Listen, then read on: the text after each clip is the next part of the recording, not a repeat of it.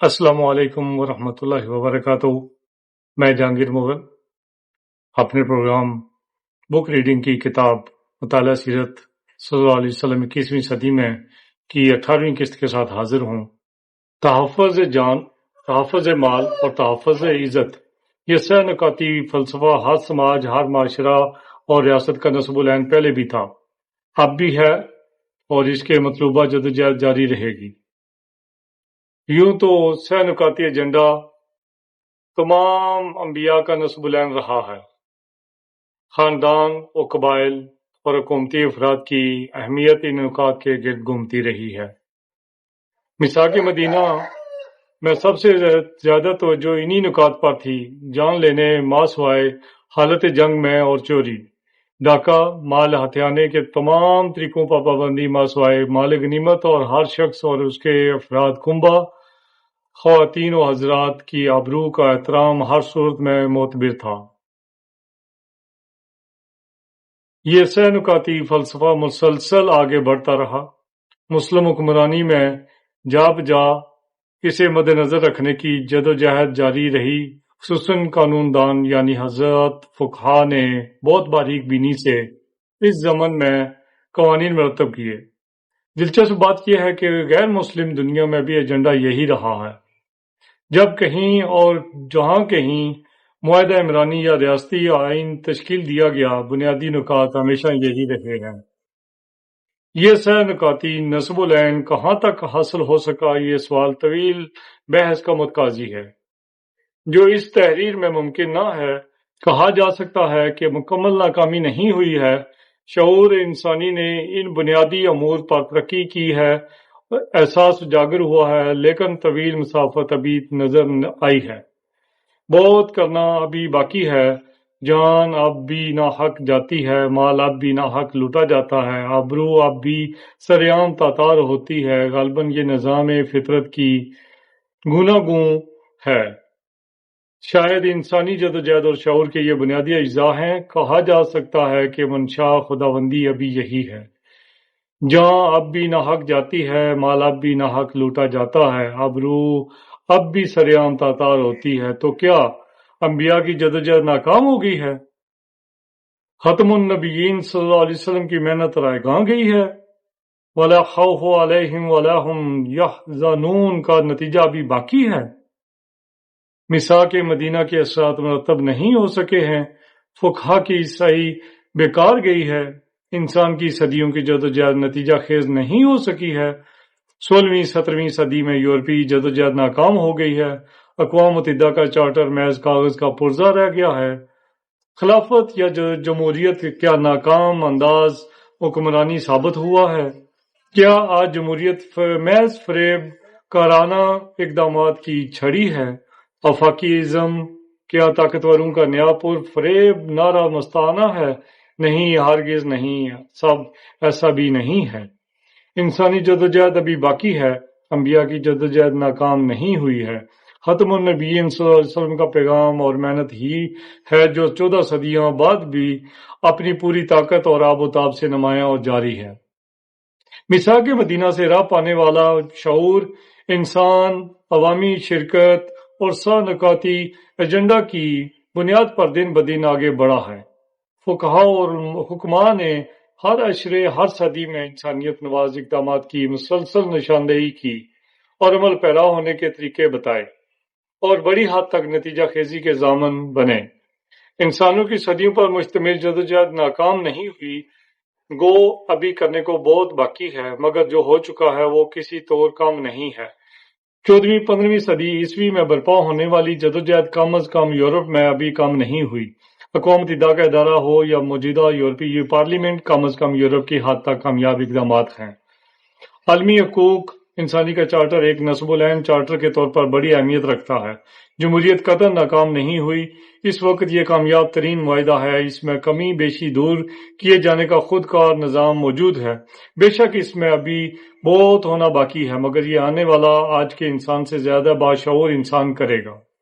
جمہوریت کو محض فریب قرار دینا درست نہیں ہے۔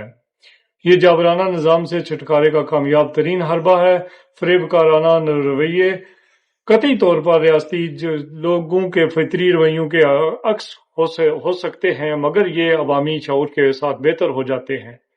یورپ میں کم از کم اپنے ریاستی شہریوں کی حد تک جان اب ناحق کم جاتی ہے۔ انسانی جان کی اپنی ریاستی حدود تک حفاظت ایک بڑا مقصد ہے۔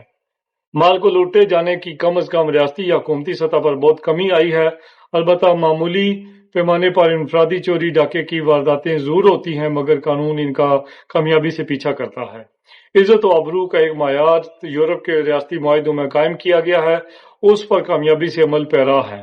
عورت کی عزت و وقار میں بلا شبہ اضافہ ہوا ہے، اس کی آزادی کو ممکن بنانے کی صحیح ہوئی ہے۔ جنسی آزادی کی حدیں مقرر کی گئی ہیں جن سے مشرق یا اسلام اختلاف بھی رکھتا ہو، مگر اس کو عورت کی آزادی اور منشا سے منسلک کر کے ایک قانونی شکل دی گئی ہے، یہاں تک کہ غور کر دیکھنے پر بھی قانونی گرفت میں لیتا ہے۔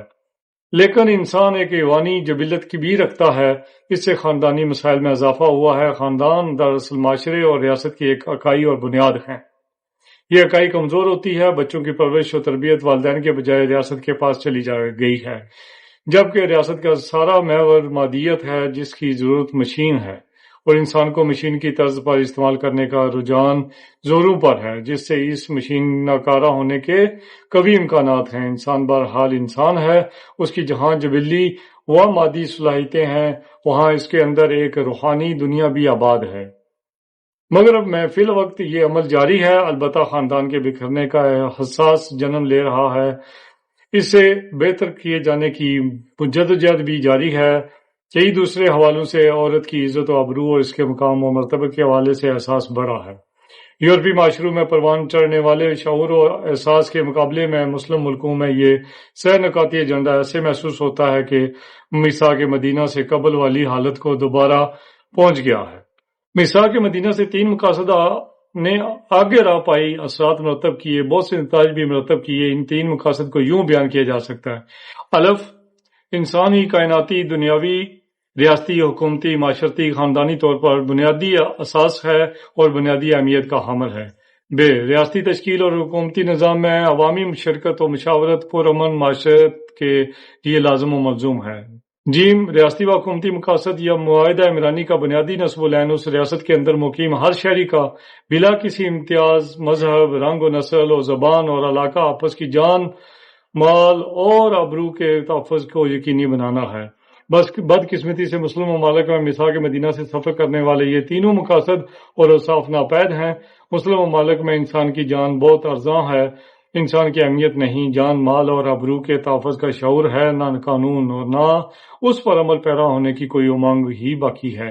مگر زندگی تو باقی ہے، ہاں زندگی تو ابھی باقی ہے، مسلمان کی زندگی بھی تو ابھی باقی ہے، یہ انسان تو ابھی باقی ہے، یہ ہنگامہ دنیا تو ابھی باقی ہے، سورج کی چمک ابھی باقی ہے، آسمان ابھی باقی ہے اور زمین ابھی باقی ہے، زمین و آسمان کے خالق کا منصوبہ ابھی باقی ہے، اس کا نظام ابھی باقی ہے، انسان میں اس کی روح ابھی باقی ہے، اس کا کن ابھی باقی ہے، آس ابھی باقی ہے، امید ابھی باقی ہے۔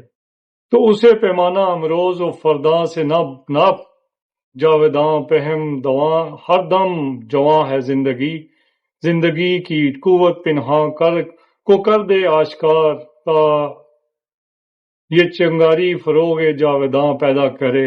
اقبال۔ مسلم دنیا کے انسان کے لیے آس ابھی باقی ہے، امید ابھی باقی ہے، فکر سرکار مدینہ صلی اللہ علیہ وسلم ابھی باقی ہے، قرآن ابھی باقی ہے تا قیامت باقی ہے، اللہ کے نبی صلی اللہ علیہ وسلم کی حدیث ابھی باقی ہے، فقہا کا سرمایہ علمی ابھی باقی ہے، مسلم تاریخ ابھی باقی ہے، مسلم جدوجہد ابھی باقی ہے، جان ابھی باقی ہے، جدوجہد ابھی باقی ہے، آس ابھی باقی ہے، امید ابھی باقی ہے۔ 21ویں صدی کے آغاز پر مسلم دنیا میں ایک ہلچل سی مچی ہے، ایک کھلبلی سی سامنے ہے، کوئی مسلمان نہیں ہے، کوئی کافر نہیں ہے، سب مسلمان ہیں، سب کافر ہیں۔ کفر کے فتووں کے نتائج کو جمع کریں تو مسلمان پیچھے صفر بچتا ہے۔ یہ اپنی نااہلیاں ہیں، یہ دشمن کی ریشہ دوانیاں ہیں۔ مسلم دنیا کا ہر حکمران آمر ہے، فوج ہے تو اپنی حکم وہ کسی اور کا مانتی ہے، آمر حکمراں ہے تو اپنا مگر بات اپنے ملکوں کی مانتا ہے۔ نہیں مانتا کوئی تو اپنے عوام کی نہیں مانتا، نہیں سنتا نہ اہمیت دیتا ہے، مایوسی کی بات تو پھر اب بھی کوئی نہیں، اور مسلمان تو سراپا جدوجہد ہے، یوں کبھی ہوتا نہیں ہے۔ جو جان دیتا ہے، ہنس کر دیتا ہے، خوش خوش دیتا ہے، اسے دنیا کی کوئی طاقت مایوس کیسے کر سکتی ہے؟ 21ویں صدی کے آغاز پر بے ہنگم صحیح جان دینے کی انوکھی کہانیاں رقم کر چکے ہیں۔ یہ اس بات کا ثبوت ہے کہ خون مسلم میں ابھی امنگ باقی ہے، جوش باقی ہے، ولولہ باقی ہے، باقی نہیں تو مرکزیت نہیں، مقاصد نہیں، نصب العین نہیں۔ موجودہ مسلم دنیا میں جاری ہنگامہ خیزی اور کشت و خون سے بالآخر مثبت نتیجہ ابھرنے کے امکانات ہیں۔ اس مثبت سوچ کا دائرہ مساق مدینہ کی روح، جدید معاہدہ عمرانی کی شرائط ہوگا۔ امت کی سطح پر نصب العین میثاق مدینہ کی روح اور جدید معاہدہ عمرانی کی شرائط پر پورا اترے گا۔ قومی سطح پر دستور سازی کے بنیادی ماخذ یہی ہوں گے۔ دور جدید کے آزمودہ سیاسی نظام جمہوریت کو اپناتے ہوئے عوامی شرکت کو زیادہ سے زیادہ منظم و مؤثر بنانے کی امنگ ابھرے گی، تاکہ عوام کا اطمینان معاشرے میں امن کا باعث بنے۔ اسی عمل سے غاصب حکمرانوں سے جان چھوٹے گی۔ یہ جان محترم ہے، ہر ایک کا مال دوسرے پر حرام ہے، ہر ایک کی آبرو قابل احترام ہے، یہ سب پرامن معاشرے میں ممکن ہے۔ پرامن معاشرے کا تصور یقیناً موجودہ ہنگامہ خیزی سے ابھرے گا۔ مسلم دنیا کی بیماری پیچیدہ ہے، اس کا علاج علماء و حکماء کے طبقہ میں سے ابھرنے والے متکلم قرآن کے پاس ہے، جو دنیاوی اور روحانی علاج کا نسخہ تجویز کرے گا۔ یقیناً موجودہ بے ہنگم اور کافرانہ فتووں پر مشتمل صورتحال کا نتیجہ متکلم قرآن کی صورت میں نکلے گا۔ گزشتہ صدی کا ایک متکلم قرآن کیسے صدا دیتا ہے: کھول آنکھ، زمین دیکھ، فلک دیکھ، فضا دیکھ، مشرق سے ابھرتے ہوئے سورج کو ذرا دیکھ، اس جلوہ بے پردہ کو پردوں میں چھپا کر ایام جدائی کے ستم دیکھ، جفا دیکھ ایک بار۔ آج کے لیے اتنا ہی کافی۔ اگلی قسط کے ساتھ دوبارہ حاضر ہوں گا۔ میرا چینل جس نے سبسکرائب نہیں کیا وہ سبسکرائب کر لیں، اور بیل آئیکن بھی دبا دیں تاکہ آپ کو میرے ہر آنے والی نئی قسط کی نوٹیفیکیشن مل سکے۔ مع السلام۔